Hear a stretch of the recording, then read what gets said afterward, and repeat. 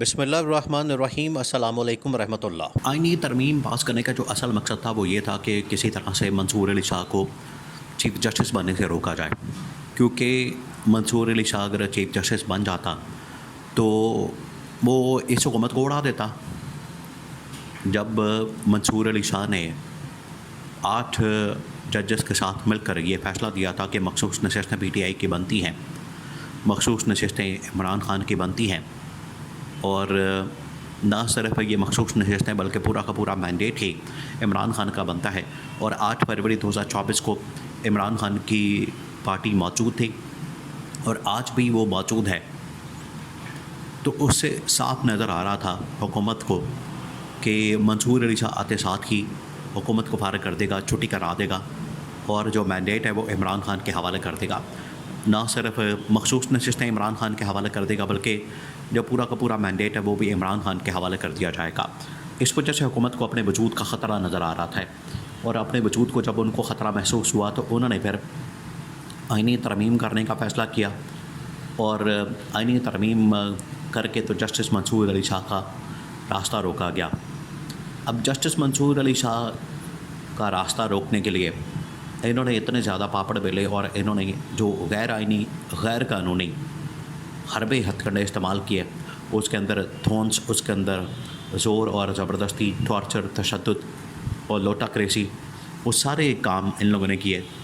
جو کہ غیر آئینی اور غیر قانونی تھے، لیکن کیونکہ ان کو اندازہ تھا کہ اپنی حکومت کو بچانے کے لیے، اپنی حکومت کے سروائیول کے لیے یہ بڑا ضروری ہے اور اس کو ہر حال میں کرنا ہے۔ دیکھیں، عمران خان نے تو آج سے تقریباً کوئی 4 سے 6 مہینے پہلے بتا دیا تھا، جب ان کی گورنمنٹ کو بنے ہوئے ابھی 2-3 مہینے ہوئے تھے، اور ان دنوں میں سہولت کاری قاضی فائز عیسیٰ کی جانب سے دبا کے کی جا رہی تھی۔ قاضی فائز عیسیٰ اس حکومت کی سہولت کاری کر رہا تھا، قاضی فائز عیسیٰ اس سہولت کے لیے راستہ ہموار کر رہا تھا،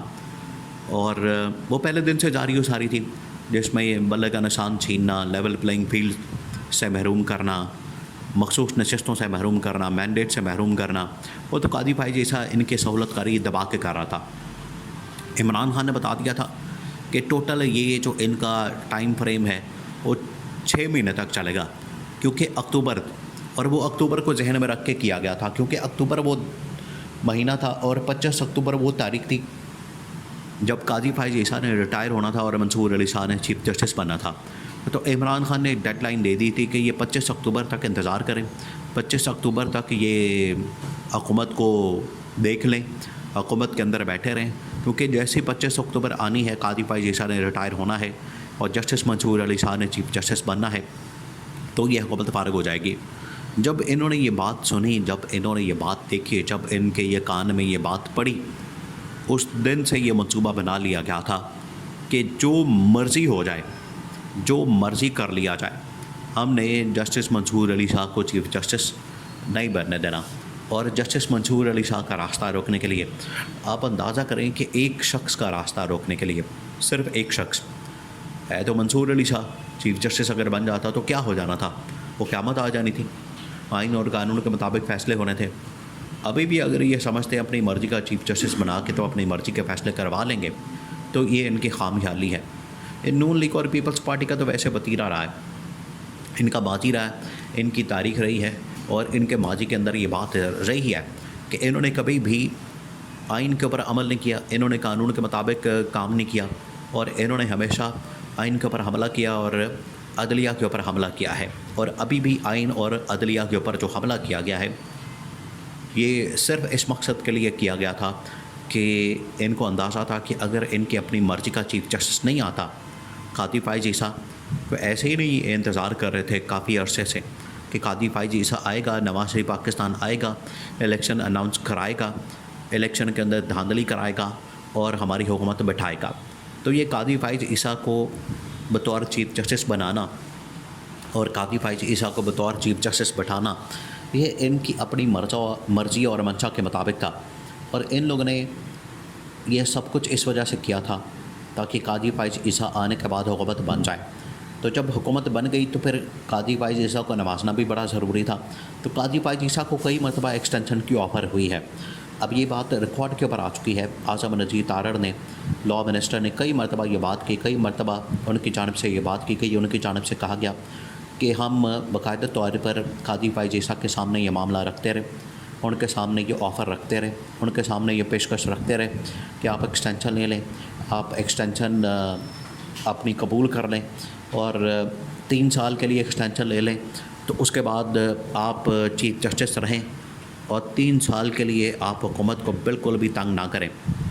یہ تو اب ریکارڈ کے اوپر بات آ چکی ہے، لیکن قاضی نے صاف انکار کر دیا، کیونکہ قاضی کی جانب سے جو انکار کیا گیا وہ اس وجہ سے نہیں کیا گیا کہ قاضی نے اپنی ضمیر کی آواز کے اوپر یہ انکار کیا، بلکہ قاضی فائز عیسیٰ کو اس بات کا پتہ تھا کہ آخر کار اندر سے بغاوت ہو جانی ہے، ججز میرے خلاف کھڑے ہو جائیں گے۔ پہلے قاضی فائز عیسیٰ اقلیت میں جا چکا تھا جب اس نے حکومت کے سہولت کاری کرنی شروع کر دی تھی، اور اتنی زیادہ سہولت کاری میں حد سے زیادہ آگے نکل گیا تھا قاضی فائز عیسیٰ۔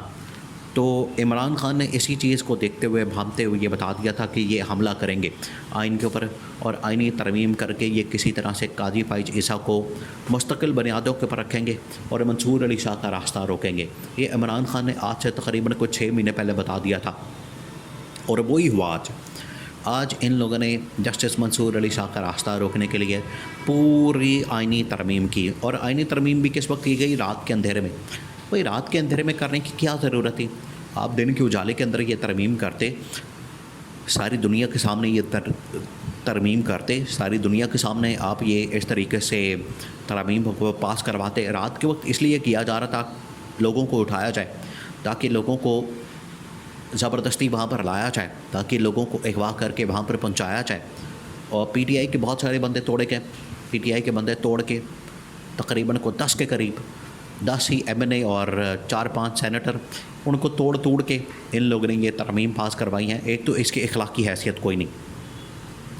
اور جسٹس منصور علی شاہ نے ان ترامیم کے اوپر شدید تشویش کا، غصے کا، برہمی کا اظہار کیا۔ انہوں نے کہا کہ یہ ترامیم کر تو دی گئی ہیں، لیکن اصل میں یہ پاکستان کی تباہی اور بربادی کا ان لوگوں نے سامان پیدا کر دیا ہے، اور ملک کے اندر جو پہلے سے سیاسی طور پر عدم استحکام موجود ہے، سیاسی طور پر پاکستان عدم استحکام کا شکار ہے، وہیں پر پاکستان جو ہے وہ اس وقت معاشی بحران کا بھی شکار ہے۔ اب انہوں نے جاتے جاتے یہ کام ڈال دیا ہے، لیکن حکومت تو ان کی پھر بھی چلے جانی ہے۔ اگر یہ سمجھتے ہیں کہ قاضی فائز عیسیٰ کے رہنے سے یا جسٹس منصور علی شاہ کے نہ آنے سے حکومت ان کی بچ جائے گی، تو یہ نہیں ہو سکتا۔ تو جاتے جاتے انہوں نے عدلیہ کے اوپر حملہ کر کے عدالتی بحران بھی پیدا کر دیا، ملک کو عدالتی بحران کے اندر دھکیل دیا ہے، اور عدالتی لحاظ سے بھی ملک کو عدم استحکام کا شکار کر دیا ہے، جو کہ صاف نظر آ رہا ہے کہ ملک ایک بہت بڑے بحران اور کرائسس کی طرف جا رہا ہے۔ لیکن ان کو صرف اپنی حکومت کو پڑی ہے، لیکن عمران خان اس کا بدلہ لے گا۔